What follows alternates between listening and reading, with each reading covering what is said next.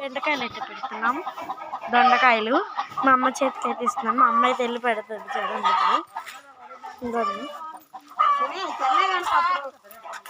ఇంకోండి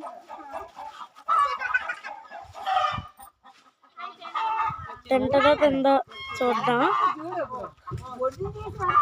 అలా చూడండి చూడండి ఎలా ఒలుచుకొని తింటుందా, ఎంత బాగుందో కదా. చూడండి ఇప్పుడు వస్తుంది తీసుకోవడానికి, ఎంత బాగా తింటుందో కదా అసలు అయితే. సో చూడండి